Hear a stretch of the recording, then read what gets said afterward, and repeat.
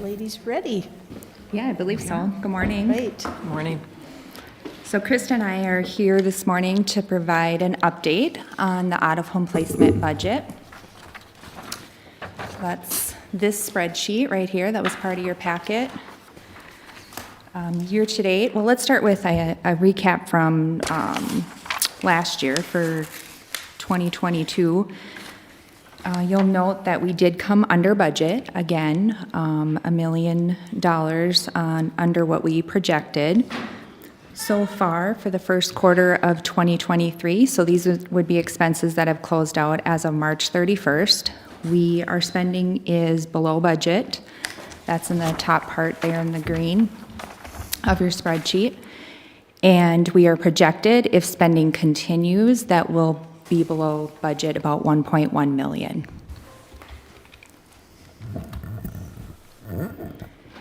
Areas of interest or to call out would be the second part towards the bottom, our corrections placement. You may recall we entered into an agreement for a contracted bed with East Central Regional Juvenile Center, and we are using that bed. In fact, we've been using more than just the one bed that we've contracted with. In 2022, we had an increase in the number of kids that were pre-adjudication, meaning that they were not part of the correction system or part of social services, but law enforcement was having interactions with them, as well as kids that were on probation and had a violation. So we're definitely maximizing that bed that we have, as well as having kids in programming down there. So we do expect to see an increase in that area during 2023. Krista, do you want to add anything? With just to off of what Cara had indicated, we are feeling that in corrections as well now, the increase in cases. For example, as of January 1st, 2022, we had 83 open juvenile clients. July 1st, 2022, there was 136. And as of January 1st, 2023, we're at 156. So as law enforcement started seeing that increase in their interactions with those pre-adjudicated kids, we're now getting them on probation and being the tail end of the system, feeling that as well now and seeing the increase in those cases. You might recall when we hit that low point, I had shifted one of the juvenile agents into the adult area where the need was. So we went from 3 juvenile agents down to 2.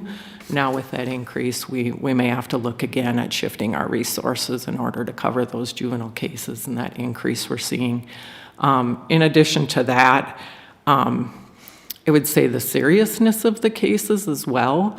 For example, last year we had 1 certification or EJJ proceeding that was filed by the county attorney's office, means they file a motion to have that juvenile either tried as an adult or designated an extended jurisdiction juvenile. We had 1 of those last year. So far this year, we've already had 4 filed, and studies that the probation department is doing as a result of the county attorney's office filing motions for certification, and I was told last week we have another one that was filed. So 5 this year already versus 1 all of last year. Madam Chair, Cara and Krista, if I could just ask a question, going back to the East Central Regional Juvenile Center. In previous years, we didn't have anything on that line item. Correct. Now we have $84,000 there.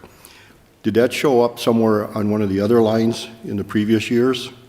Yeah, you're right on that. Those expenses would have been included just in the general or the juvenile detention, as well as residential placement. So if they're placed there and they're part of programming, then it would fall into a different line item. So we do expect that there's going to be some shifting. We're going to be watching it really closely. For now, we have just those 2 called out separate line items, but then we're monitoring the kids. You know, even this morning, Krista was looking through the list to see which kids are programming, which are detention cost, and then we'll have an overall breakdown as we move through the year. Okay. So to kind of bounce back up to the top part of the budget again, social services placements, the number of kids in care is represented in your point-in-time report. So that's this report. It's two-sided. The one side shows last year's kids in care, and then the 2023 is for the first 3 months. So this is just a snapshot. Once a month, we pull the report to see how many kids in care on that day and the age that they fall into, as well as the type of placement. We're continuing to really hold steady with 123 kids in care, so give or take. Maybe if the day that we pull it, we had 5 or 6 kids that were put on hold the night before, there might be a higher number. But we're still holding steady when you look at the monthly average in the bottom chart for 2021, 2022, and 2023. And we would expect that we would continue to maintain that 120 to 130 number of kids in care based on how the system is flowing and our ability to file permanencies or return kids home. Of significance is we do have a potential for an out-of-home placement for a kid that is in need of residential placement. As you may recall, 6 years ago, we had 8 kids that were placed out of state. We had a number of kids on the waiting list. This is our first new out-of-state placement that we've had since 6 years ago when we started the SIBS. We received that Systems of Care grant and started the SIBS program, Collaborative Intensive Bridging Service. This youth is not a candidate for that service. That's very intensive in-home work with the parents. This youth has been in care for 4 years. He was a youth that was adopted from another country, and he's very aggressive and considered sexually dangerous. So at this time, he's not safe to be in the home, actually in the community. That placement will be up to 6 to 9 months is what we're projecting. It's $619 a day. And we are working on a waiver home. So we're working with a provider to create a waiver home here in our community so that 6, 9 months he can return back and reside in that waiver home. And he's 15, so this will be a youth that will be working with us for a number of years, including as he goes into adulthood. Again, this is the first youth. I mean, we feel it's been a success. This is our first new youth that we've had placed in out of state. The SIBS program has been working as we intended it to be. That grant expired last year. We did build the additional 20,000 or so expenses for the therapeutic services for in the home. We built that into the budget for this year, for 2023. However, we were notified that DHS has secured some funding for previous grantees. So that's a benefit of being a Systems of Care grantee in the past. They've secured additional funding, and we were offered the opportunity to apply, and we did apply, and it seems as though we'll receive at least another $50,000 to support that for the next 2 years. So we do have funding. We should have additional funding and not have to rely on levy funds to support that program for the next 2 years. If I can add one more thing around kind of that SIBS or that children's mental health component. Next week in your board packet, we are bringing forward a resolution for you to consider. It's a resolution to support Crow Wing County to enter into an agreement with Region 5 counties to seek community impact funding from Sourcewell. So it's a resolution that we would join the other counties within Region 5 and request funding from Sourcewell to enter into a children's mental health initiative similar to the adult mental health initiative that we have in Region 5. It's been around for a number of years. We've had some successes. And then to really coordinate the continuum of care as well as that SIBS program.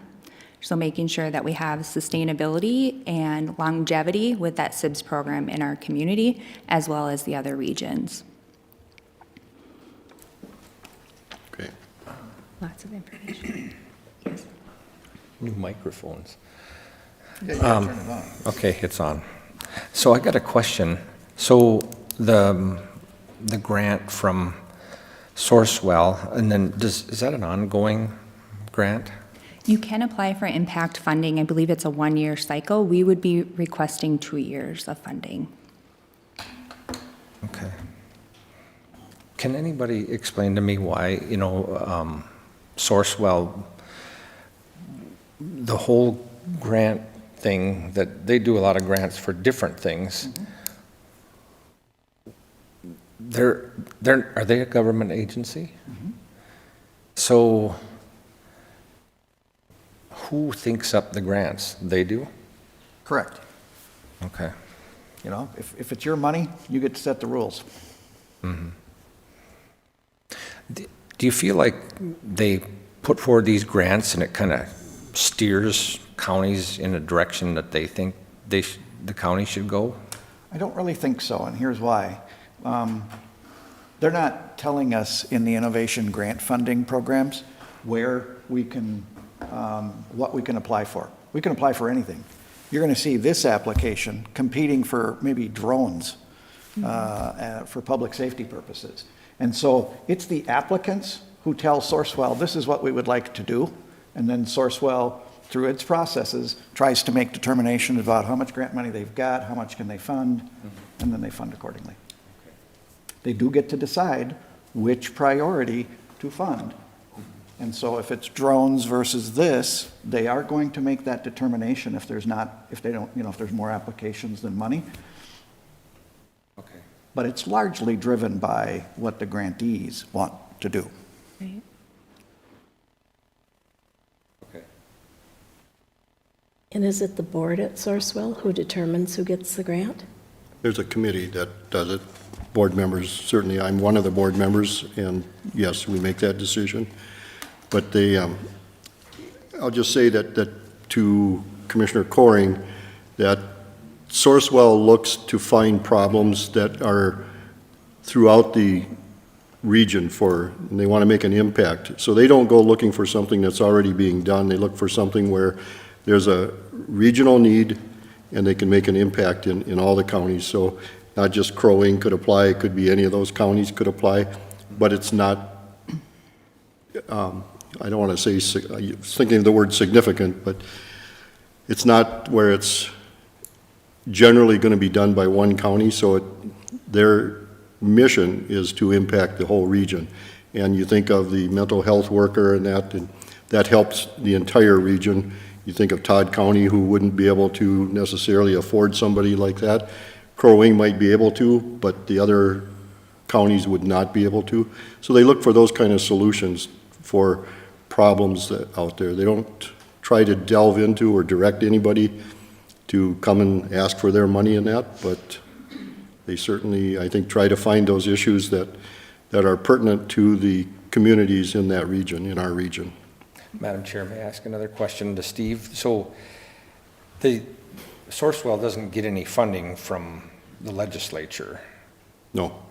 So like if we buy a grader or a truck and they get a percentage, that's the money they make. So they make a lot of money apparently, and then they have this extra money and they're divvying it out in grants. Correct. Okay. Trying to make a bigger impact in the area. If you think of those impact grants and you think of the drone things, it had to be pertinent to several public safety agencies. It couldn't be just specific to Brainerd, for instance, or just to Baxter. It had to be applicable to many agencies. So it'll be the same thing here, that all of the social services or community services will tap into the opportunity to do it. And if we can come up with a great plan, it'll be replicated throughout the region then. And then if I could just ask one more question. So I know a lot of times when you get a grant from the state or the legislature, it's kind of a carrot deal. They want you to go this direction. So then they give you the grant and you get it, and there's strings attached. Do you feel like there's strings attached to these grants that we No. get from? No. Not at all. I think they're trying to solve a problem Okay. that's immediate and pertinent to our time, but not so big that we want to hire our own people to do it. we can have a bigger impact if we do it region-wide. Okay, sounds good, thanks. And just so you know that cooperative purchasing, I think, brings in about 90% of their revenues over there. So when you sell road graders, or they sell many other products, so not just big Right. items, there's smaller items too. That's the biggest part of their revenue stream, because there's no taxing ability over there. Okay. It's a unique government unit.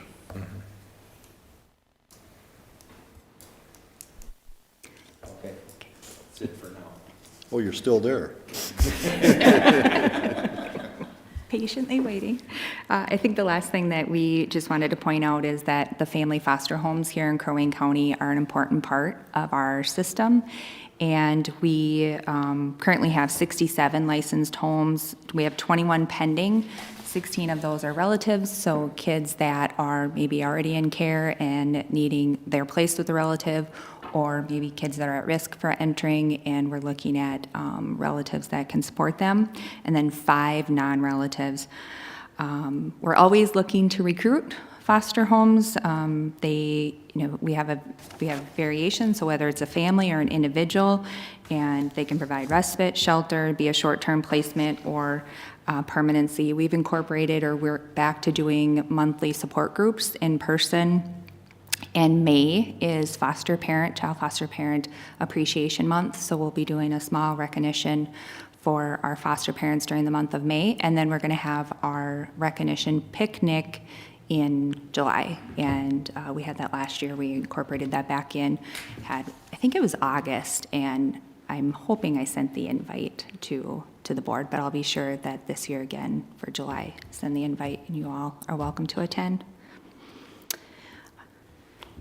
We welcome any questions, and then I did include also our, and I'm not, due to time, but I included the 2022 annual report that shows program evaluations and outcomes, and I would welcome any questions after Kyle or right now, if you have them. Are there any more questions? One quick question. You have 2 open positions over on your family services or preservation area. Yeah. Are they out there for applicants to apply? Actually, an update, one of the program specialist positions has been filled, so that had been open since December. Program specialist does require a 4-year degree. They're not making decisions or practicing at the level of social worker, so it's kind of a feeder, actually, for a child protection social worker position, so we tend to have a higher turnover in the family preservation or the program specialist team. But we have hired, that individual is going to be starting May 1st. And then the second position is new. It was new in the budget packet related to that housing allocation. So it's funded through that housing allocation, and that one should be posted. And the start date, the hire date would be July 1st. So yes, any interested candidates. That work is a lot of hands-on, working with the families, in the homes with the families, preserving or reunifying, trying to keep them out of the child protection system, or maybe when they're at a point of moving out of the system, that team is working with them. So, Okay, thank you. yeah, you're welcome. Good question.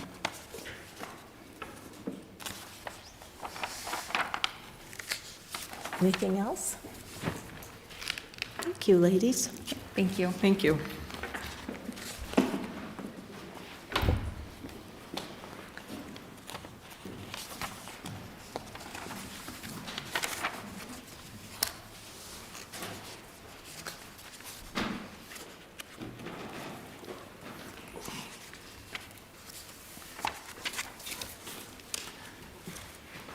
Paper's getting bigger. Thank you so much. That's all right. See you, Rosemary. Can I go now?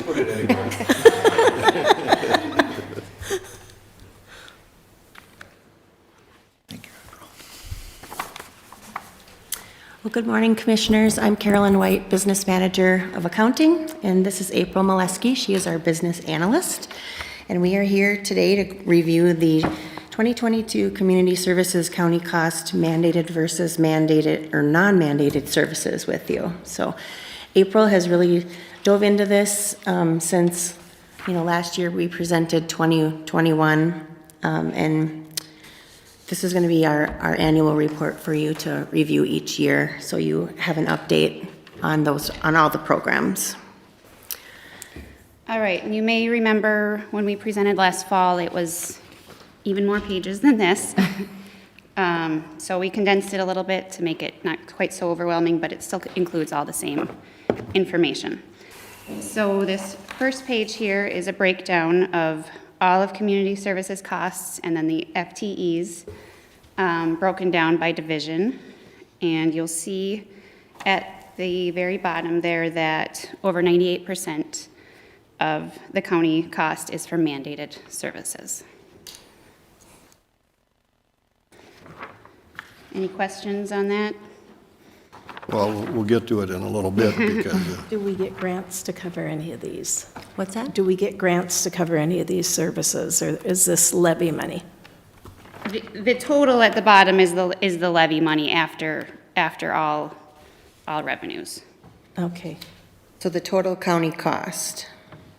Yep. All The right. 9,379,000 is Okay. the total. When it's in red, I don't, go boy. Thank you. So the next page there is the income maintenance division, and you'll see that all of these services are mandated.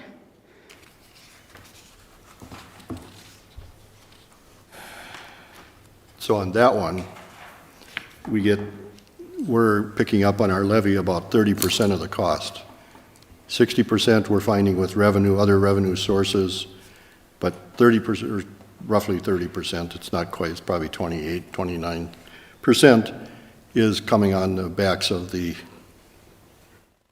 taxpayers in Crow Wing County. Yes. So that's our message to the state legislature. When there's a financial component, pay the bill. Not at our level, at their level. And the reimbursement rates vary by program areas, so they're different in child support versus income maintenance. So I think that what you're saying, Commissioner Barrows, is accurate at the macro level. If we Right. went to the micro level, we'd find slightly different reimbursement rates, but the point is that there is a county levy that is required to support these mandated programs that the state does not fully cover the cost of. Correct. The next page is the Family Services Division. And the non-mandated portion includes about 75% of our 5 program specialist time. And then down below, you'll see the revenue that they bring in through targeted case management and their time study. The other non-mandated portions are PSOP and family preservation, 20% of that. So I'm saying this for the public's knowledge, that roughly 48% or something like that is coming off the backs of the taxpayers again, under mandated services. Just want the public to know that.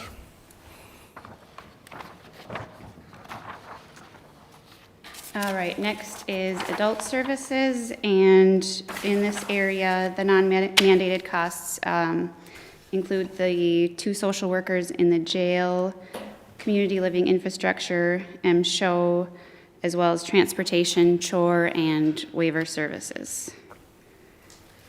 So I have good news on this one. It's only 25% on the taxpayers' backs coming out of this one.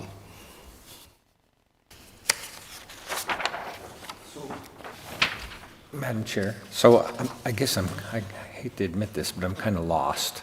So we're talking about mandated versus non-mandated, so are you saying that which is mandated and which isn't mandated? I can't figure this out. So in a nutshell, they're walking you through at the high level, all the program areas. That's the first page. Yeah. The next page is they're breaking it down by some of the program areas. And so let's go to just page 2. That is the income maintenance division. And you can see by the columns each of the programs. And each of those programs are either mandated I see that. or non-mandated. Okay. And then in this particular case, all of these All of programs them are are mandated. mandated. Okay. And so then you can go down to the bottom, you see total expenditures for each of the program areas, or on the far left, the total. So This is I'm the looking second at this page. one. Yeah, second So page. total expenditures here, or by program area, Okay, total revenues, right. net county cost. So that would, 2.6 million would be levy dollars. That is correct. So we levy $2.6 million for medical assistance, TANF, SNAP, general assistance, group residential housing, for e-foster care, child care. Those columns, 2.6 million, almost 2.7, we're levying for the state and federal programs. Now, mind you, the total cost of those programs is much greater than that. This does not cover any of the benefits that go out the door as a result of these determinations. So it is not the total amount flowing through, it's the total cost to perform the service. Make sense? And then each subsequent page is going to break down for you the program areas. So the third page, Family Services Division.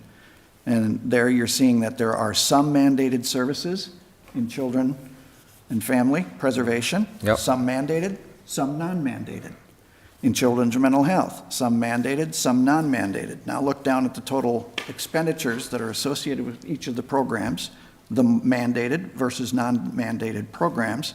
Look at the total revenues, and what you see is we are levying $3.9 million for child protective services and children's mental health.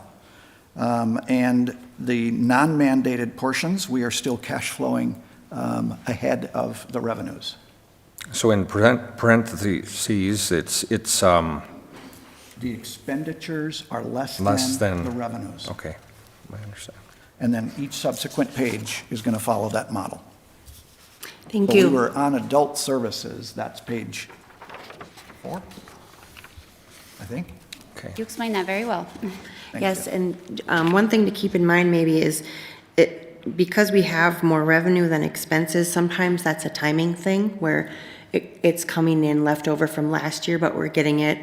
We got the whole grant for the year, but we're going to have the expenses throughout the year. So at this point in time, Correct. it's April, we may very well show the revenues exceeding the expenses. It would be interesting to see this at year end.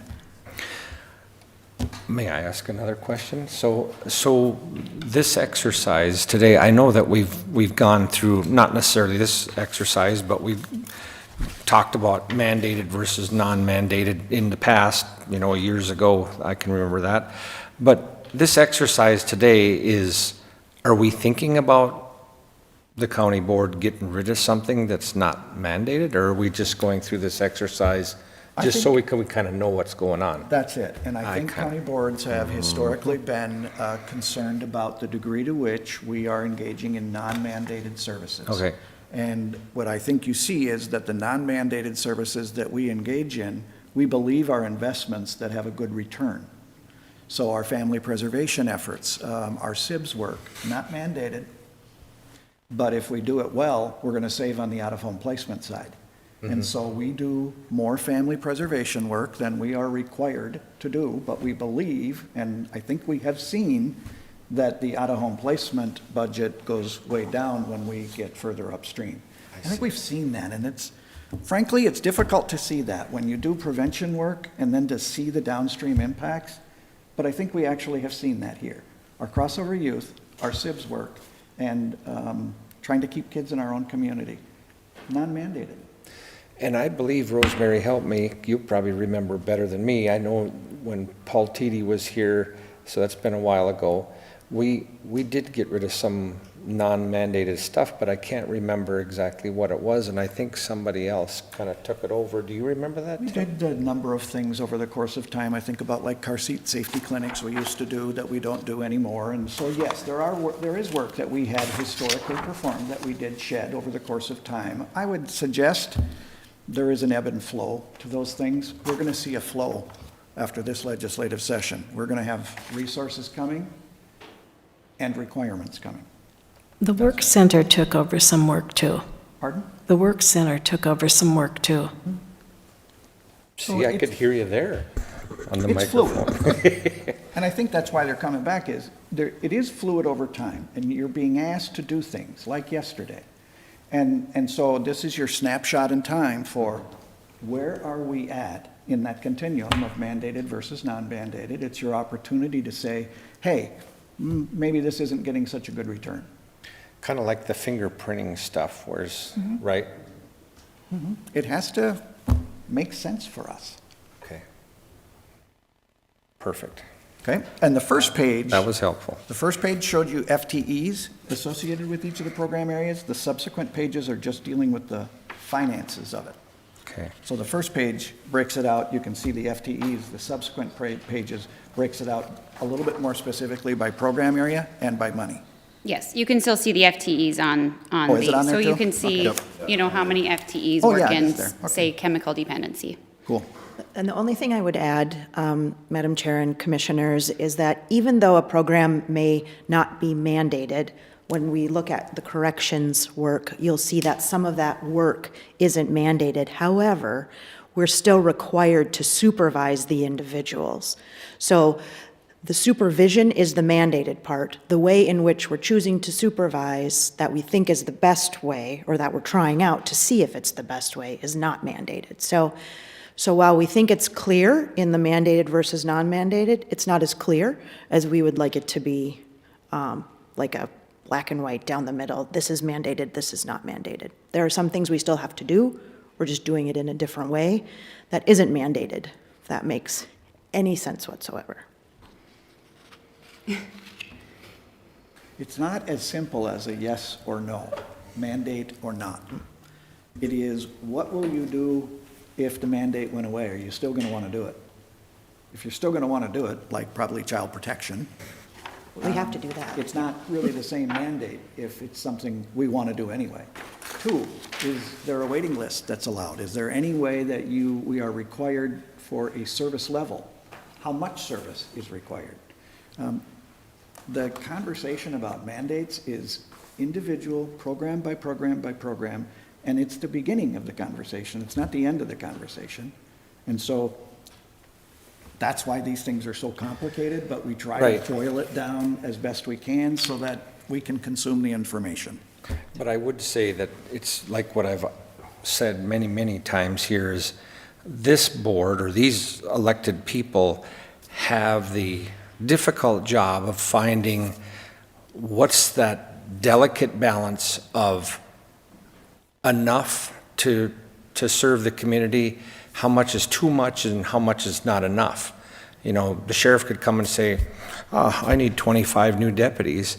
I think at that point we'd have to say, you know what, you got to prove to us that you really need that. I mean, is the crime that bad? And it's the same thing with you. I mean, 25 new social workers, boy, I don't know if the community could afford that, you know. So I just, at least that's with me, is I try to figure out what that delicate balance is of how much is enough and how much is breaking the bank. And that's a moving target. to It's make it even constantly a moving more target, complicated, yeah. because what's going on in the community is relevant. Are we flooding? Correct, yeah. Did we have a wind blow down? Did we have a tornado? What we need changes. And if Oh, you you're want right. further information in terms of the dollar amounts, these guys are here as the experts. All of the managers of the programs are here as well if you have specific program questions related to that work. Madam Chair.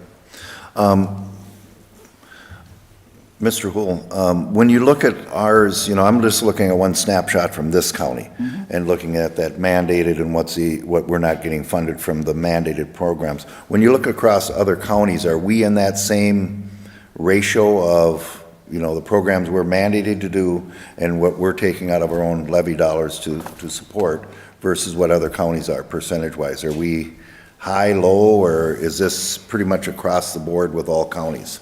There is variation, and it's in the non-mandated side. On the Okay. mandated side, I would say it's very consistent county to county to county because the requirements are the same. Right, okay. But on the non-mandated side, where you make investments that you think are going to have a return on an investment later. So if I spend money here now, will I avoid an out-of-home placement down the line? And is that, a good investment? I'll save more than I invested. And that's how I think we tend to view the non-mandated services. Now, I think we have more than others, but I think we have seen the results in our out-of-home placement budget. So I think we invest more in family preservation than many counties do. I think that's a smart investment. There are things like that I think we do more of. But if I went to a metro county, I'll bet you I'd find a heck of a lot more non-mandated services, in a urban environment where people are crowded together more. I would expect there to be a need for more social services than in a rural county. So for a rural county, I would say we value innovation a little bit more than some of our peers. And as a result of that, we experiment and find decent returns on investment that we think pay dividends for the long haul. So I'm back with a lot of questions. I'm sorry about that. Oh, you had them when you were gone. I get paid all day to be here, so it's okay. So I think this is page 4, and it's the pink one in the middle, and it says ARPA. Is that the American Rescue Plan dollars? And it says it's mandated by whose mandate's that? I think that was a question I was going to ask as well, so. Tammy, do you want to speak to that's your mental health? This might be what Kara was talking about before. Yeah, I don't know that Provide this- Service, but how? This could be, yeah, I don't know that it's mandated. I think that the ARPA dollars have been allocated here and to provide this service, but it's not mandated. And I But it believe is funded what we through our kind ARPA. of, the reason why we had for any division ARPA mandated is just that how we're spending that money is. It's already been determined Right. by you how we would spend Yes, those dollars. yes. So I think that's why that's marked like that on. I would assume it's the same on mandated corrections. That we're required to do it, but it is mandated insofar as there are some strict reporting requirements for ARPA. So for this purpose, I think it probably would be non-mandated.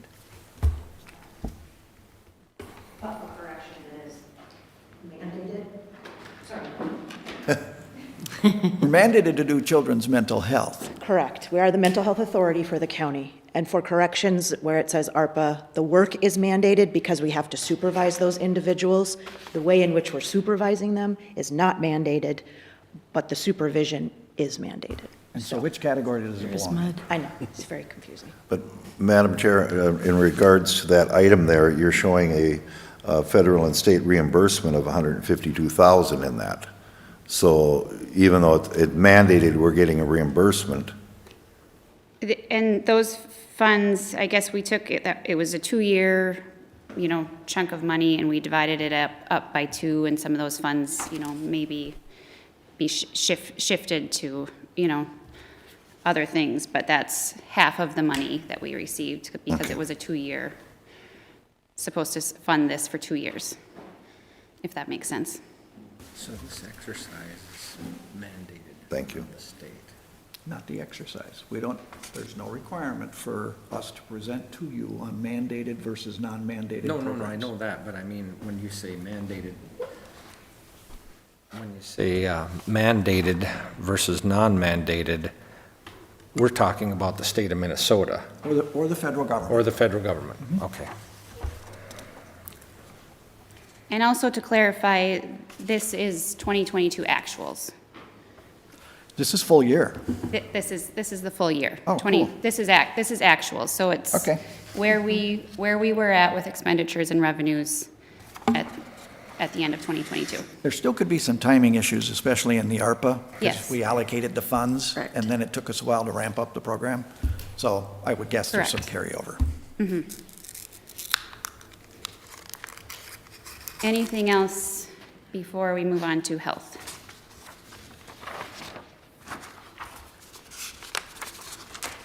And the total county cost there, the negative 257,000, so that means we took in more revenue than expenditures, and that's, again, more of a timing thing. Health is really more of a break even throughout all of those programs. Do you want to speak any more on that? Lots of programs are spend the money, turn around, reimburse, get 100% back. So that's where those timing issues affect our health division quite a bit. Sometimes it's a reimbursement model, sometimes it's a we get the grant all up front model and then have to report on the expenditures. Imagine how the difference between those two things drives timing differences. I got the money on the front end, so I'll exceed revenues, and then the expenses will come. Or the other model, I got all the expenses, and then the revenue comes. It really typically will spill into years on either side. Madam Chair, may I ask another question? So are we on this, we're on this page, correct? Yes. Yes. Okay, so COVID-19 mandated to do what? Well, again, that one is money that we were allocated from the state, federal. This one was Federal. federal. This one was federal. We've gotten several COVID, some were state, some were federal, but this is money that we're spending that we already received. So we have the money, so we have to spend it. I think that's why we probably put it as mandated. But it covers any supplies for COVID, the vaccine clinics that we had going on. Not sure how far those went into 2022, but some salary reimbursements for time that we're still spending on COVID in meetings and different things. So we're just working on spending that down. It means that it was a categorical aid that had some bumpers on the bowling alley with what you could spend it on. It's not a general aid. That's what they meant by it. It could only be spent on COVID-19 related activities that the Department of Health had specified. But we were required by the state of Minnesota to engage in some of those efforts, emergency preparedness. So so it would be mandated that, so we didn't ask for this money and then, You know, governor's executive orders came down. I And see. so I think that we were required to stay within a certain parameters for these funding. It's not like we could use this funding and go and spend it on child protection. Couldn't be done. so I'm just gonna run through quick on the other ones, like WIC is Women with Infant Children. Isn't that the one, Cara, isn't that the one that we had somebody else do and then they didn't do a good job and then, or what? That is the one, and Commissioner Franzine, you probably remember this too. We looked at a number of vendors within the county to potentially take on that work. We couldn't find necessarily an appropriate vendor to take on that work, and what we know is that we're fully funded with the program, so the monies that we receive from the state pay fully for that program, and so we're able to have it in-house and provide oversight for the county. I believe it was TCC that we looked at, and you were on the board, and it was a, yeah. That is right, yeah, quite a now it's coming debacle. back to me.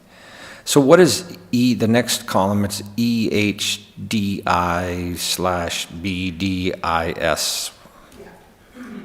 Have Gina come up and speak specifics. You like our acronyms, you know. Well, and then I'm gonna ask about the last two also, if anybody knows what that is. Good morning. Good morning. The EBHD is in relation to eliminating health disparities in the county. The what? Eliminating health disparities in the county. So, how can I put that? If we had a large aging population or kids who couldn't get transport to, say, medical appointments, those kind of things, we need to look into how we can do that for them. And that's kind of similar to like the car seat program. That's why that was there at one point, is to fill that gap that we found in the community that they needed that service. Currently, those clients are all going to Aiken County to get their car seats checked. Okay. This also pays for children with special needs, correct? The amount of revenue here Yeah, is it does. So like, negligible. And a lot of the public health funding, I know you can see a lot of them say non-mandated. And yes, they say non-mandated, but according to Minnesota Statute 145A, many of those programs are fulfilling the need to keep the community safe and healthy and provide that education to, not have children or older adults costing more money to the county. There's a lot of prevention initiatives that are a part of that. And then just remind me what SHIP is, and then the last one, EBHV. EBHV is home visits. So it's our home visits that our nurses, our PHNs, go out and they meet with new moms or pregnant moms, providing them education, reminding them to get their prenatal visits in. And then they also do a lot of different screening with the kids, lead screenings they complete. They also complete developmental assessments, and they're eyes on in the community in a home of a mom who maybe doesn't even get out of the home except for those appointments. We do a lot of referrals through that program to doctors, babies that maybe need to be followed up on. I just had a nurse do one last week where she went out to see a baby and she could tell baby was not thriving. She referred baby to their primary care, and baby was actually shipped down to Children's, I believe, in the cities because of what she did and the impact that she had going out there for that visit. But this isn't all, anybody that's pregnant, you're not going out to No. every single person that's pregnant in Crow Wing County. No, they would have to financially qualify, and most of them are referred to us through the WIC program, another non-mandated program. And because they're a part of that WIC program, they then qualify for the early intervention with the home visiting nurses. Okay. And then SHIP is? SHIP is a statewide health improvement program, and that is Kelly Johnson is the coordinator for that program, and we work in tandem with Crow Wing Energized. And many of the programs that SHIP supports are covered under that bonnet and brought to the community through Crow Wing Energized. And I'll just add that both of those programs are fully funded. We get 100% reimbursement back on those two, in case you're wondering. That's another Thanks, Carolyn. lens through which we evaluate the non-mandated. To what extent are we getting our costs covered? So, we do in-home services for people on nursing that want to stay in their home. And we provide those services for those folks. That's non-mandated. We're doing it for insurance companies. We have to cash flow that. Similar to the public nuisances also, you don't see that listed up there with a funding stream, but that is also something we found is great importance to the community, and we continue those efforts.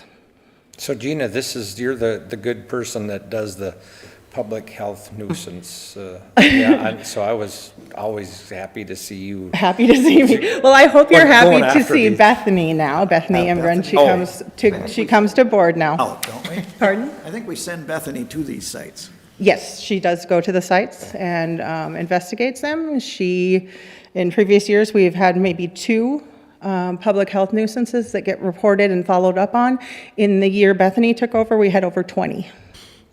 So I she's will say that doing a great job. I have heard from, the people that I represent in southern Crow Wing County that are pleased that we seem like the county is more aggressive about these public health nuisances, that, it's no big deal if it isn't next to you, but when it's next to you and it's having an effect on your life or your property, then it's a big deal, but there's just been a lot of places that have been cleaned up that, I know on County Road 8, I had lots and lots and lots of calls about that one, and people were very, very pleased that that was cleaned up, so I appreciate that work. Well, thank you, and I appreciate that we collaborate really well with Land Services, and together we can make that impact. And I also think it's important that people know, this is something I've heard recently, that, we don't want our money spent for this. But it isn't levy money, it gets put back on the property. Correct. So the whole county isn't paying for your mess, you're paying for it. Correct. I did get that email too, so somebody was saying, I'm not gonna pay for that. It was on Facebook, too. Oh, okay, all right. Okay, thank you. Good, Gina, thanks. Any other questions on public health or health division? The final page is the Corrections Division. The only non-mandated costs are related to drug and DWI court, and that's what Kara was referring to, that if they were not served under those program areas, they would be shifted to probation and be mandated.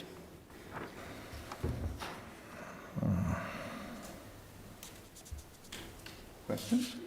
Well, I guess on this, so drug court and DWI court is just, how would you categorize that? It's just more of an intensive type of deal where you're just, how would you, We'll have what that are you expert doing answer that different to an individual with drug court or DWI court that would be different than if we didn't have it?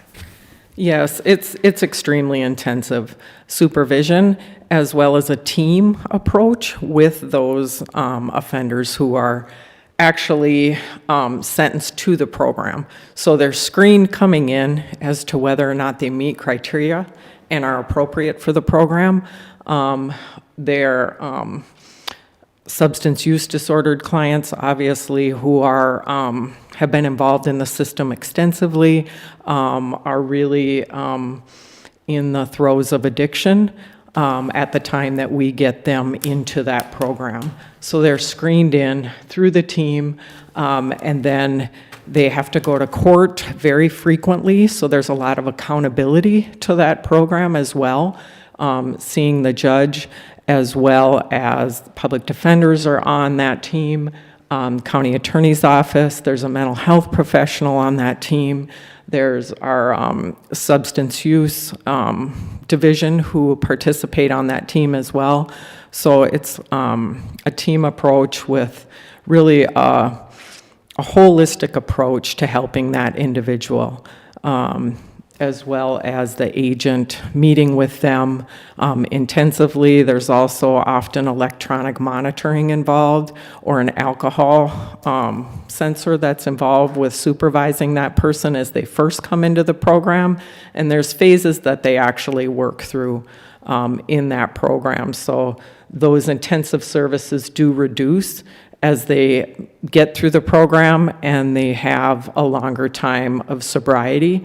But we also refer them to services in the community that can help them with long-term recovery and that support as they phase out of the program. Madam Chair, so they apply for to be a candidate for either one of those courts, correct? Sometimes they apply and sometimes the court encourages them strongly, but they have to be willing to do the program too. If they come in and they're just adamant that they don't want to be a part of the program, we will not accept them into the program. They have to be willing and wanting to work through that program. And after attending some of these court hearings, or I guess their graduation ceremonies, it's encouraging to see the intentionality of the intenseness of the program where they're going step by step, being successful, and that creates, in my mind at least, they're probably seeing some success that they haven't seen previously in their life and some of the decisions they've made. So what they're seeing is they're growing themselves back into being a productive and quality person in society. And I think that what I've seen when I've been at the graduation ceremonies is a whole support system around them, not just from our staff, but from their families and their friends. So I think these are two good initiatives to try to get people back on the right track in their life. So I applaud those two courts. I think it's a great expenditure of our money. That is correct, and if you haven't had the opportunity to come to a graduation of one of these programs, it's worth it. It's worth taking that time to see the impact that it's had on these individuals and just the changes that they've made in their lives. Our Alternatives to Incarceration program is modeled very similarly, which is the funds that we receive from the Department of Corrections. And attending those groups and the goals groups and some of the graduations as well is very similar. And that's why we do this work. I really enjoy attending those because it's a good reminder to me, who's removed from that, as to why we really do this work and seeing those changes makes it all worth it. Can you make sure we get those invitations? I think we switched DWI coordinator, and I lost the invitations in that. Sure. I'd love to get those invitations. We can send those. Questions? I don't have a question. I just think this was a good exercise for us to, for me at least, to refresh my memory about the programs and non-mandated. And I guess, you know me, I can be kind of harsh at times, but I don't, nothing really jumped out at me that I think that we shouldn't be doing, that we're not mandated to do. So I'm happy with it. Looks good. And I appreciate you guys' hard work. I know you're working hard for us and for the citizens of Crow Wing County, so appreciate it.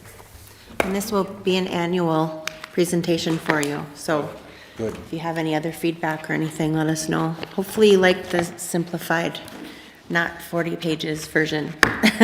Thank you very, very much. Appreciate it. Thank you. Thank you. That's a lot of numbers. Okay, we're on to our comp plan.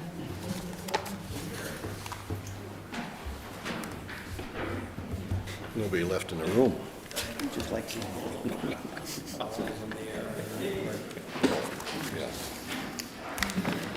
Good morning.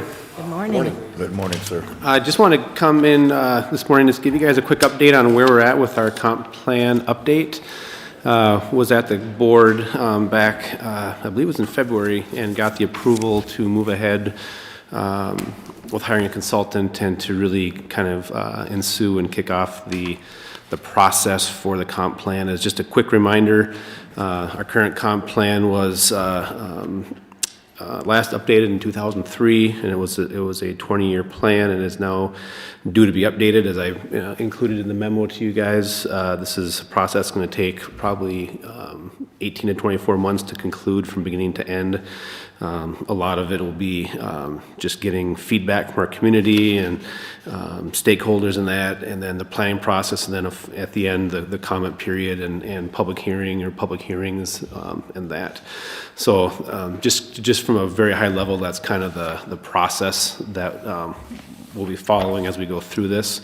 But I also wanted just to talk with you a little bit about what I think as we look at structure and who kind of has what responsibilities and how we want to go forward putting together potential committees. There are some that we're going to be definitely already in play, and then there's some that we'll be looking at putting together, I think, as a recommendation as to how we want to engage the citizens as part of the process. So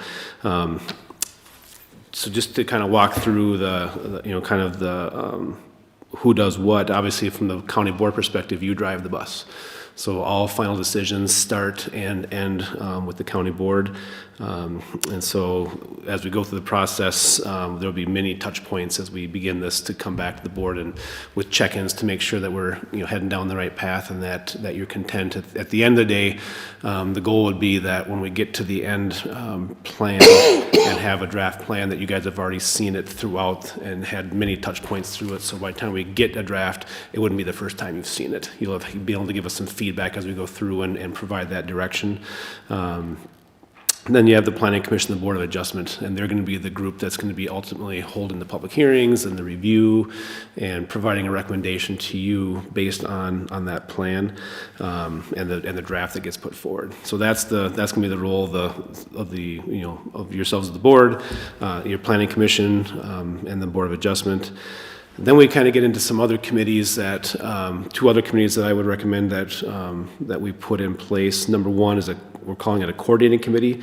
And this is really just a staff level committee made up of staff from Land Services and Highway. We're kind of joint working together on this process. So right now it's Tim and Gary are kind of the department head leads, and then myself and Matt Calrus, who is our transportation planner from Highway, are the ones that are doing more of the the day-to-day stuff. And this committee really is just going to be setting up meetings and coordinating, making sure from a scheduling standpoint, making sure that when we get our consultant on board to coordinate all those activities. The coordinating committee doesn't really make any decisions or that, but it's just making sure that the schedule plays out as it should and making sure all that kind of happens so we kind of meet our timeline and goals to get the process completed.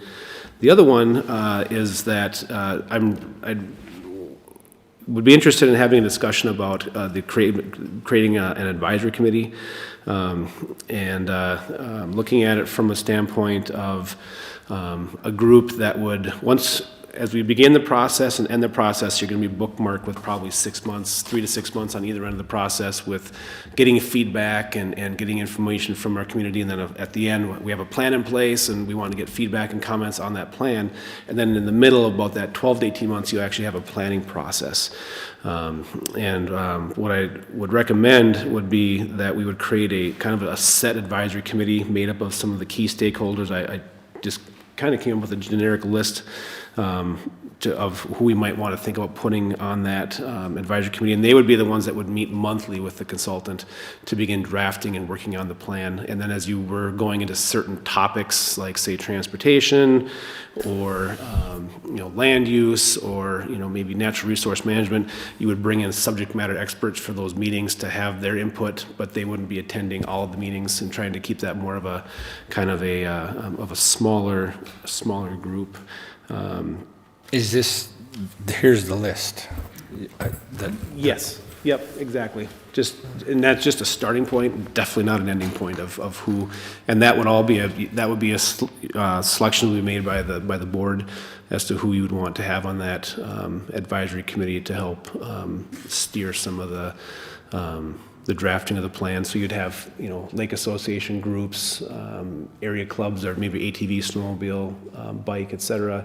We definitely want to make sure we have the business community represented and that. So I just wanted to bring it up as a discussion point to be had and see what you guys thought. Madam Chair, I guess I do have a thought. I guess, not that I don't like to hear from people and have their opinions. It helps me gather information so that I can make a decision. But well, I'm going to stop on that one. I want to ask you this question first. When you say engage the community, what did you mean by that, or how do you envision that? Right, and we can go, that's really part of the RFP that we've got put together, request for proposals. We have, some thoughts in there about what that would look like, but trying to put out, trying to engage some of our stakeholder groups. So getting out in the community, having meetings with lake associations, getting with townships, with cities, with the business folks out there, and to just get feedback from us as to where do they see the county at today. And a comp plan is really meant to develop, kind of give you that guidance of where do you want to see your community, your county move over the next 10, depending on the scope of the plan, 10 to 20 years, and to look at get that feedback. I think a lot of what we would be looking at is online surveys. I've been working with Highway and Tim Bray, and they've got some really good ways that they've been able to get feedback on road work and road construction projects. I think we'd use a similar type of approach to that, where people can just go online and give us comments and feedback, and just to get some general overall thoughts about where do people think that we're at, and where would they like to see the the county grow and move over the next 10 to 20 years as part of that plan. Well, I certainly would, want to, as I go through my district, obviously I talk to people. I talk to Jim Barrett, who's a township supervisor, who's at the grassroots level, and he knows what's going on, and so I talk to those people. The only thing that worries me here is, there's nobody here that's elected by the people. Correct.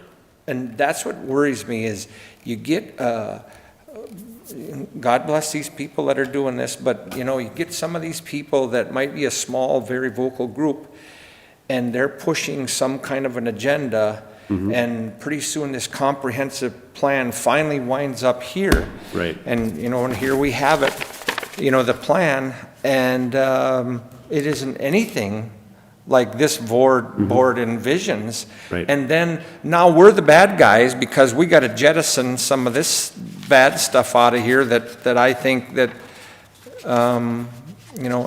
if people want to, I always say, if people want to have some input, run for office, so. Yep. I don't know what happened to my election certificate. John moved all my stuff over here, but, that's the important thing because you stand for election every 4 years and you're the one that gets the criticism, not somebody that's on some committee, so that's the only thing that really concerns me. Tim, you've been in this for a long time. What do you think? And I value your opinion, obviously. What do you see where I'm going with that? Here's the question I would Okay. ask. Who's not a stakeholder for the comp plan?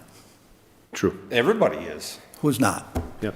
Every single resident in this county is a Exactly. stakeholder. Exactly. And that is the problem with groups like this. Now, Chris is right. We need to talk to these people. We got to get that perspective. And so I see this as the list for outreach, more than I see it as an advisory committee. We clearly need to tap the collective wisdom of that group of people, right? These are movers and shakers in our community. So I see it slightly differently, but we have got to talk to these people. So whether you put them on an advisory committee, I would tend to say that the outreach efforts need to be geared, and I like that there is intentionality around who we're going to reach out to. And I think it's probably an even longer list than this. Oh, it is. That's just a starting point for sure. I guess my only response. Let me just, before I forget this thought. Okay, so the Mille Lacs Fishing Advisory Committee, which I was appointed on by the county board, which I quit going because it was a waste of time, because we had me and we had Bill from Twin Pines and on and on. It was a good cross-section of the people around Mille Lacs Lake talking about what can we do about the fishery. Yep. And so I drove to Isle and I went to all these meetings and we gave input to the DNR about the slot limit and them shutting off the fishery, and it's having a huge effect on the people that have businesses around there. They never listened to us at all. And so then the advisory committee was mad at the DNR. I know I was mad. So that's what I'm saying about this. If you say it's an advisory committee and they put a lot of hard work into it, and then it gets here and we say, no, I don't think this is what we were really looking for. I don't know. I'm just giving you my thoughts about what I think about that. Obviously I want their input, but I don't know about an advisory committee. I guess I don't know. I don't know. Madam Does Chair. that make any sense or not really? Madam Chair, I served on it was, I think, at least a 2-year effort on the, what was it, the One Watershed, One Plan up in For the Pine River. Huh? For the Pine River watershed. Yeah, what was that, 2 years? Yep, it was. And I served as an elected official on an advisory, and I really we have 15 feet of lakeshore in the city limits of Jenkins. But it was a great learning curve, and what I felt is that one was set up where you did have those people out there, but there was nobody out there driving the whole bus. It was a group of people that got together, and I think we wrote a pretty good plan, and something I learned that we were able to actually use in the city of Jenkins that doesn't have any really water to speak of was things involving chloride, and some way of limiting the amount of chloride we use at our city on our roads. And I thought that was really something of that plan where if I wouldn't have showed up for that, I don't think I would have learned that. I don't think I would have been able to bring that up and say, what about, because you had a lot of lake associations, you had a lot of those type of property owners there, you had a lot of very smart industry people there, but to say, how does it affect a little city like Jenkins? How do we affect an area that doesn't have it? And I felt that was a really well done plan. I think the key is having that person that's the facilitator of the plan, making sure that doesn't happen, that you don't let somebody come in and steer it and make it go into one single direction. So that was my feeling on it, and I think it's time that we get the comp plan done here at the county, because it has been 20 years, and we've had a lot of changes in the last 5 years in this county that I don't think anybody thought about back in 2004 when the comp plan was written. Yep. And where are we going to be in another 10 years? Yep. So So that's my 2 cents worth on it. Maybe 3. Anyone else? Just a quick question for, thank you, Madam Chair. Quick question for you, you know, under the one watershed, one plan, we always have the advisory group, and then we have a policy group. Right. Which is reviewing what the advisory group Correct. presents to them. Any thoughts of having that, which is a smaller group made up of electeds? Might only be 2 of us, because it's a smaller Right. group. We don't have the many counties that get involved in the watersheds, but Yeah, I appreciate that, and I think, you know, the thought process that I had was that this would, you know, obviously you guys were the policy committee. If we're going to use that model, the county board would be the policy committee with that, you know, that subset of advisory. I think maybe to answer the, you know, one thought might be, you know, in the process that in my mind is playing out would be advisory committee meets, and then, you know, after every 2 meetings, we circle back to the county board and give an update.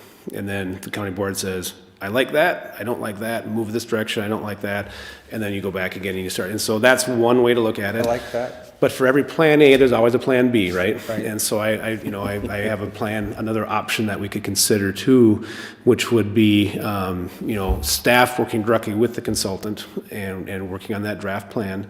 And then quarterly, having, you know, meetings throughout, and, you know, where we would invite people to come in and we would provide them feedback on the plan, you know, or give them the draft, here's what we've been proposing, any feedback, and then we could, you know, that might be a way to still get that feedback. Because I guess what I don't want to have happen is I think it's sometimes easy to draft a plan in a vacuum, and then all of a sudden you get to the end and people say, well, you're not going to, even if I give you feedback now, you're not going to change your ideas anyway, you know, that. So trying to figure out how do we get people plugged in as we go through the process so that by the time we get to the end, you're kind of hoping the comments are pretty minimal because everybody's kind of had enough touch points on it that they're pretty comfortable with where it's at.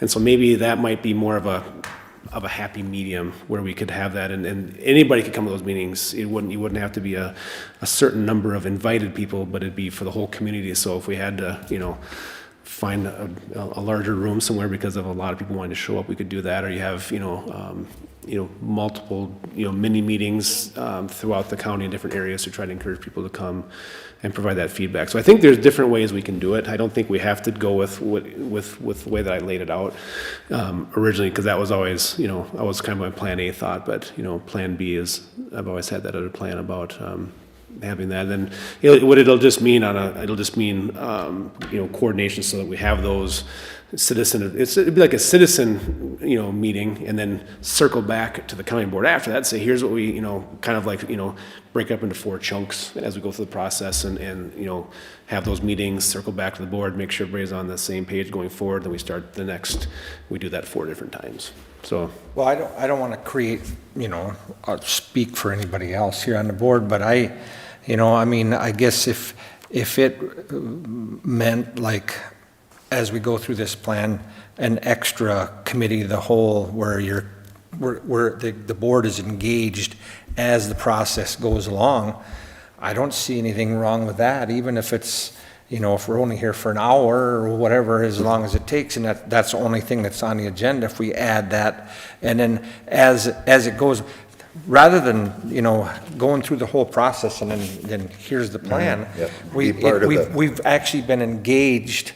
Correct. All 5 of us. yes. You know, not that I'm trying to get you guys to go to any extra meetings, but I guess I don't mind coming to an extra meeting here and there so that I'm engaged and know what the final product is going to be. Does that make sense? Madam Chair, I don't feel any pressure, but I agree with Commissioner Coring.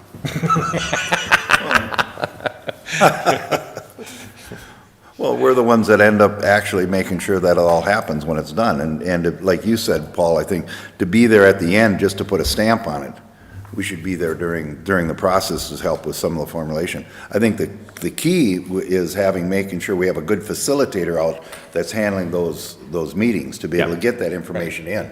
I agree and with that. filtering it to the degree it needs to be filtered, instead of somebody coming out there and just saying, Right. this is what I want, this is the flag I'm carrying, and this is the one I'm going to carry through the whole plan.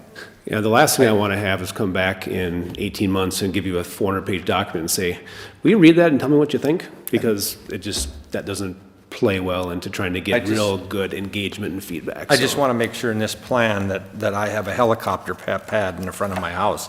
No, Renee, that's not,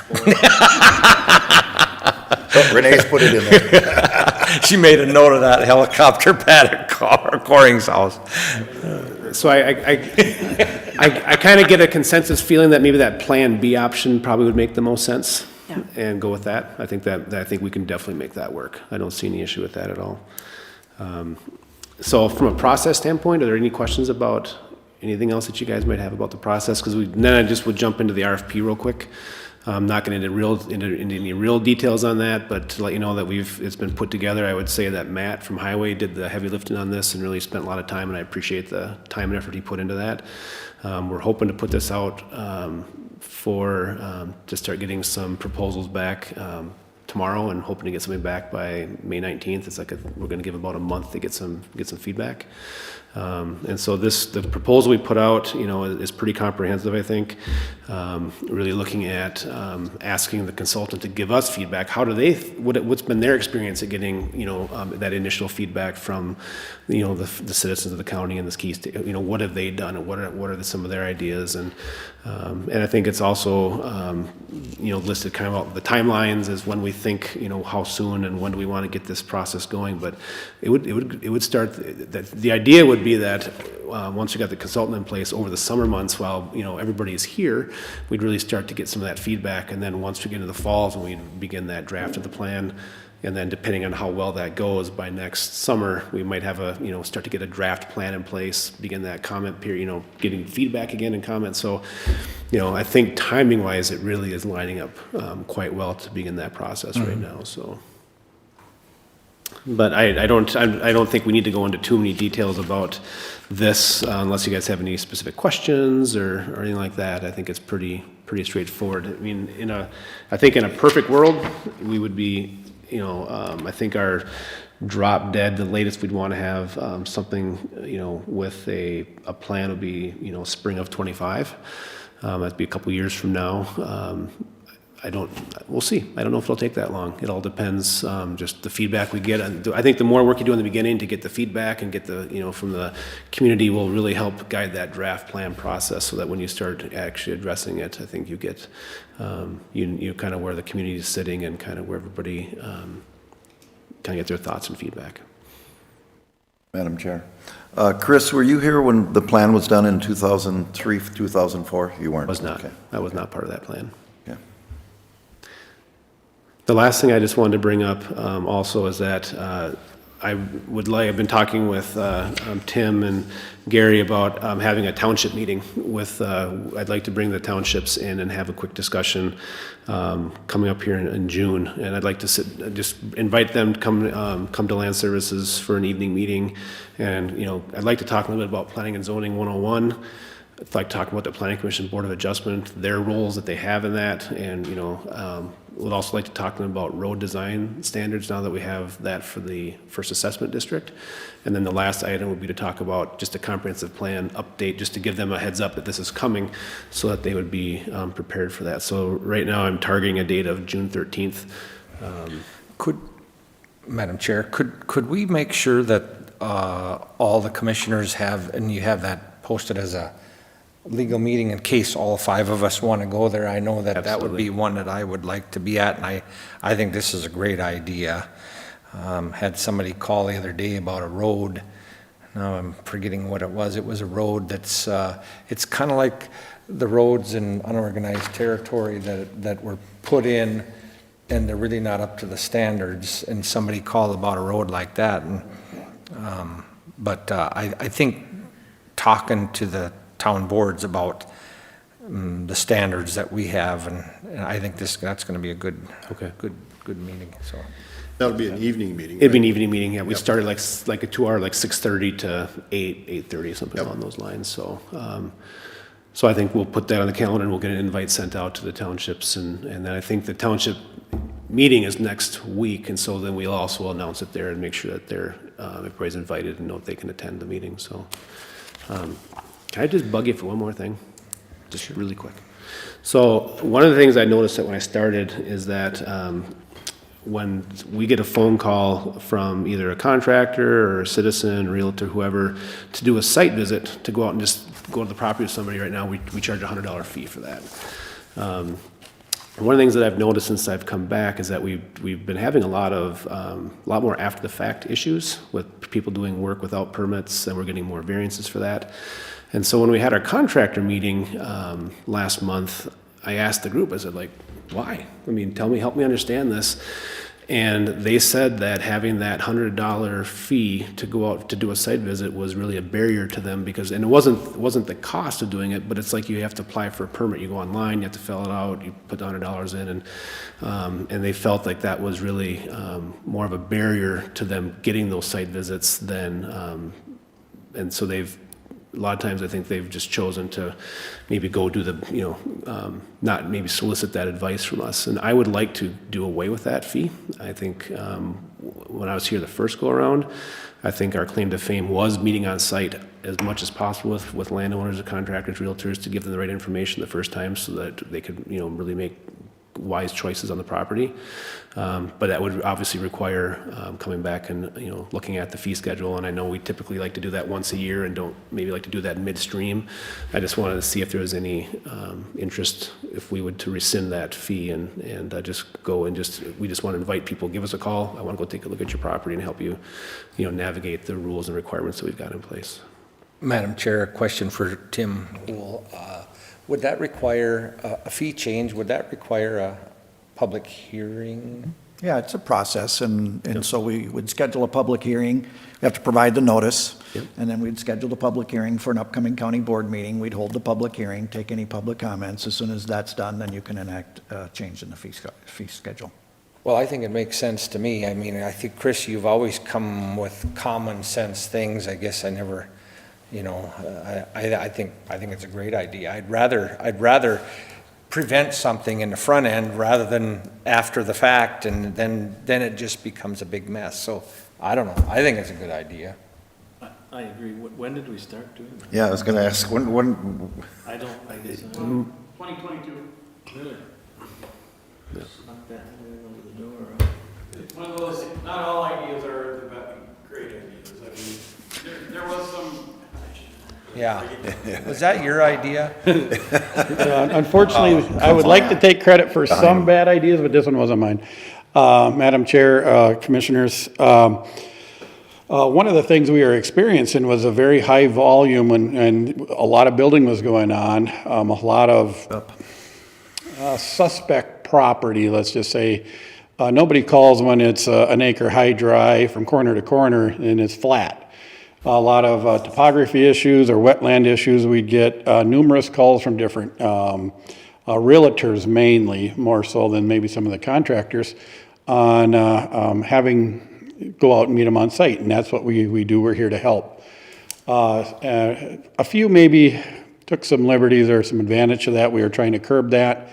Weren't anticipating maybe this feedback that is true from our contractor saying, yeah, but that's kind of stopping us from maybe being upfront with you before we put the patio right on the shoreline or something like that. So unintended consequence for sure that could make sense of just getting rid of it.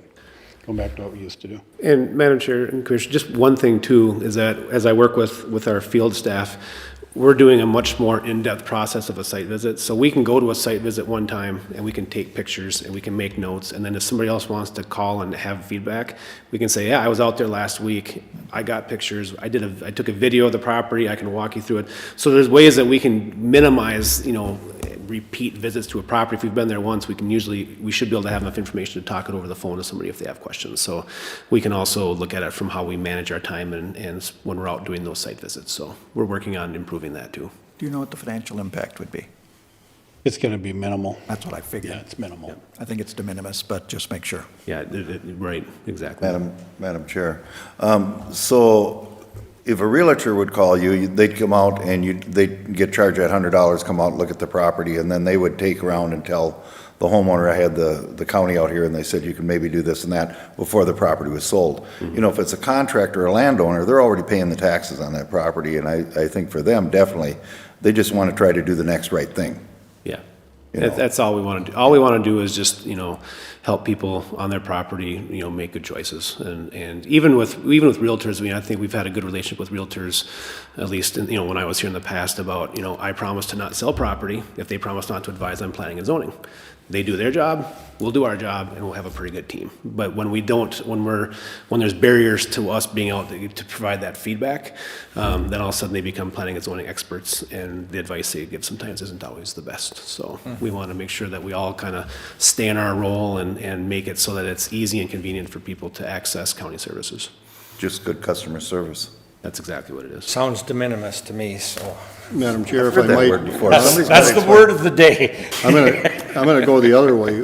What if we find somebody who intentionally violates that, and we can see that they did? And I'll go to that example where the bluff on the Mississippi River, and they cut down all the trees and that. Yep. What's our remediation for that? What are we gonna do? Yeah, there's a couple things. Number one is that when we do have a violation of the ordinance, that is a misdemeanor. And so you have invested money over in the county attorney's office with having Stephanie Shook now on staff. And so she is able to prosecute those cases. And if we get unwilling folks that don't want to remediate or restore what they've done. And so on those situations where we've had vegetation removed or, dirt moving where it's not allowed, that's restoration. And so that area needs to be fixed. And if we don't have that willingness from a voluntary compliance, we now have a compulsory with the county attorney's office having staff that can provide us with that, and it's quick, and it's been very beneficial. I think what we'll find is that as we move through the summer months and the word gets out that talking to the county is pretty easy now. It's not going to be hard to get a site visit. And B, if you choose to not do the right thing, that there's the ability to come down and prosecute and follow through and make sure that there will be penalties if you choose to violate our ordinance. Once that word gets out, I think you'll find a lot of the after-fact issues will just slowly and quietly go away. My concern is, though, that the board has to have an appetite to go to court, and there's a financial commitment and cost with that. We just had a case with an individual or company where we invested a lot of money in a court case. Yep. And in my purview, how I looked at it is we didn't get a satisfactory outcome. We got what we got, and there was no sense in going further. But it didn't make me happy internally. And so that's my problem with when we spend money to go to court, that we get an outcome that replaces what was lost. So if I tear down a 80-foot white pine, Yep. and you're only going to put a 4-foot white pine back in there, I'm not getting restored fully. Yeah, and that's a valid point. And what I've always, so again, I think if we go back to that proactive communication and working with landowners and a friend, and we avoid a lot of those situations. I would argue that the situation you're talking about is a pretty extreme case. I think that's a one-off. We don't see that a lot. I've never, when I was here first go around, we never had anything remotely close to anything similar to that. And when it comes time to, when those larger trees are cut down, restoring it, you're not going to replace a 120-year-old pine tree with a 120-year-old pine tree. Right. And so those are pretty difficult to do. But what we can do is restore to the best that we can. And I think, again, I just go back to the proactive communication, getting out in front of it, getting out on these site visits, talking to people ahead of time. I think that will really curb those issues and that. And I think sometimes there's also, a misunderstanding that if we just take somebody to court, we're going to get what we want. That's like the last option we ever want to get to. And a lot of times when we go to court, we don't always get the outcome that we want, because a lot of times it's out of our hands at that point when it gets in the hands of a judge. And so we want to make sure that we get, obviously, the work done right the first time, and if not, work with the landlord to get voluntary compliance if there's been a violation. And I think working closely with our Soil and Water Conservation District on these restoration type issues, I think will just be a benefit to help us to gain some of that compliance. But what we need, I think having having the county attorney's office now actively engaged in assisting us with enforcement, I think a lot of these issues they're just going to go away. I think some additional communication with GLAR would be important too, because I don't think realtors are incentivized to tell somebody that there's a violation here. I think they are there to sell a property or list a property, but they're not there to enforce our ordinances. So, and I've seen that happen, and I think that that's atrocious, that they don't make a potential buyer aware that there's going to be an after-the-fact variance necessary here. Right. Yeah. So some communication with them and putting some responsibility on them, I think would be important. And I think that it'll work through the system. I hate after-the-fact variances. I know it's going to take some time to work through this system. Yep. But I don't disagree with what you're proposing, Chris, but I think that when there's egregiousness involved, we need to be aggressive, and I'm saying that to the board, to go to court and make them pay.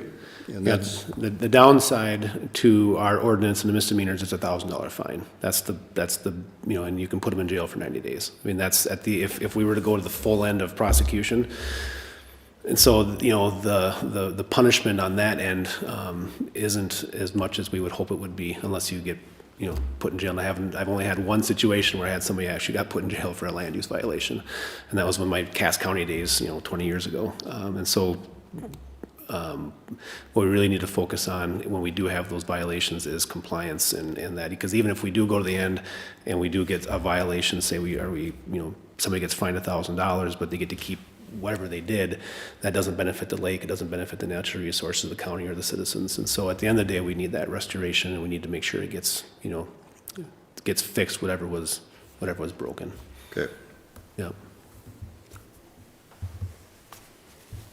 Madam Chair, if I can quick, I wanted to clarify what I had heard. I think the board, once we get a consultant on, you guys will see invites. We'll work through Tim's staff to send out invites, at least I heard quarterly, for additional committee of the wholes to keep you updated and in the discussion as the process proceeds with the comp plan. Commissioner Barrows, nobody probably knows better than me how hard it is to make you happy, so I know you weren't happy with that one outcome. But, just like with the public health nuisance or the solid waste ordinance enforcement, we are more aggressive, and we need to be more aggressive with our violators of the land use ordinance. And the more we can get that word out, maybe we can head off 80% of them. It's not a be-all, end-all, but, even 50% is way better than dealing with this stuff after and trying to reclamate or restore the problems that they made. But with that, I think I heard green light or go ahead to proceed with this, and we'll get the county comp plan officially moving forward with the process and starting to piece it all together with more involvement or more meetings, just so I make sure that you weren't surprised if we get that all set up and you guys get those invites and you're like, what's that for? But if you're okay, it'll be another committee of the whole, and it'll actually say for the comp plan, so you'll know that's what that placeholder is. It's good to get those before, I know all of our schedules get busy, so as soon as we can get some of that stuff figured out, we'll get those invites. Sounds good. Thank you. Gary, as long as you're up there, I stopped over to see you. You were busy, but This morning? This morning. I was at the Rotary in Pequot Lakes, Oh, okay. talking about the fire tower, yeah. Okay. I, drove by the school farm out there, and I remember that I want to have that discussion again. We extended their lease for 1 year, but at some point, I don't know when we signed that lease, but I guess I'd like to have the board have a discussion about if they want to buy it, then buy it, or I think we should think about putting that on the land auction. Sure. I believe that lease was up in May or June, is one of those 2 months. So I will get that back in front of you shortly here, so you can have the discussion. I'll invite Reed back from the school district to be here and see what they, if he's. And we'll see, I don't know what the rest of the board members want to do, but I'm one that, if they want to buy it, fine, but I think we should, if they don't want to buy it, that's a very coveted piece of property that I think that, somebody that wants to maybe build some houses would like that as close to town, and And, you know, you just logged off that 40 about 2 years ago, 140 to the north. So I think it should go on land auction myself. So that's my vote. Okay? Thank you. And then, just so you know, you'll get an invite for May 4th, 4 o'clock, for a neighborhood meeting up in Emily to look at that proposed site of a potential another county park, just as an FYI. Must be with Courtney today if Teresa's out. Did you sent out an invite to get it on our calendar? Yeah, I was gonna do it through Tim's office, so everybody gets it. Did I send you an email back? Did I? Yeah, thank you for your response. Yeah, I've got a couple, you know, I want to be there, though. I think it's. No, it's not on the calendar yet, so. No, I haven't talked Oh, to okay. Teresa. I guess Teresa's gone, I think, too.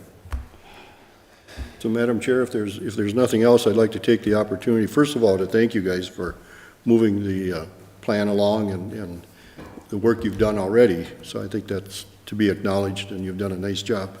Second thing I want to bring out is the gentleman in the back of the room, Matt Kelros. We stole him from Region 5. I just want it noted that we stole him, Commissioner Coring, from Region 5. Usually they steal them from us. We get them all, some great people working here, and then all of a sudden, that place in Staples I know, steals but the them. water's flowing both directions. Is Florida going to steal you away one of these Welcome, days? Matt, to the team. And don't forget, board members, it's picture day next Tuesday. Oh, jeez. So put on your Sunday best. I don't think I I'm can going to lose put on my outfit 70 from pounds. Swingin' Satomas. Matt, was there anything you wanted to share while you're here? I'll do a quick intro. Madam Chair, members of the commission, just excited to be here, as Commissioner Barrow stated, at Region 5 previously.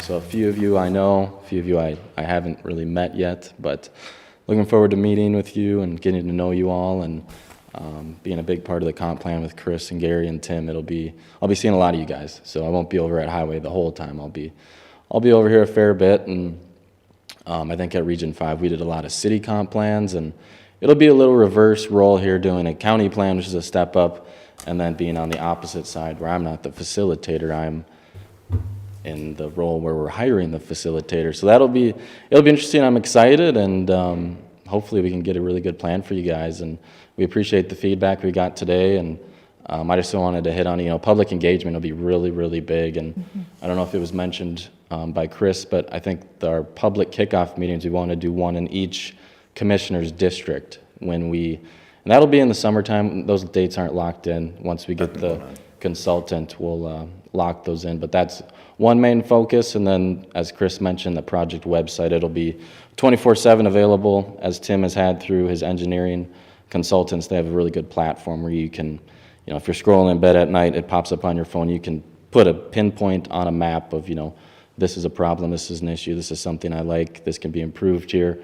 It'll go on and on and on. So, and that's something we're requiring in the RFP, so that'll be a really cool tool. Other than that, just excited to be here. So still learning the ropes, but thank you guys. Very good. One more thing, Madam Chair. So I'm going to look stupid here, but introduce yourself, would you? Me? Yeah. I'm John Roger with Mission Township. Oh, John, okay. I'm sorry, I didn't recognize you, and now I'll never forget your face, I'll clue you. Looking stupid once is good, but it's okay, but twice I won't have. I've managed that many times. Thanks, John, for coming. You come to many of our meetings, so thank you. And is there anything you'd like to share?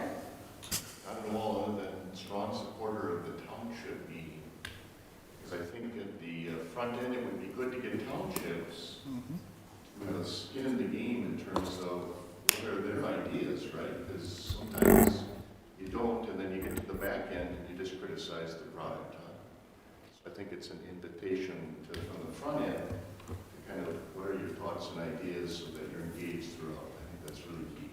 So I really appreciate that. Absolutely. I'm sure most of the township people will appreciate it. Thank you. Is there anyone who has anything else?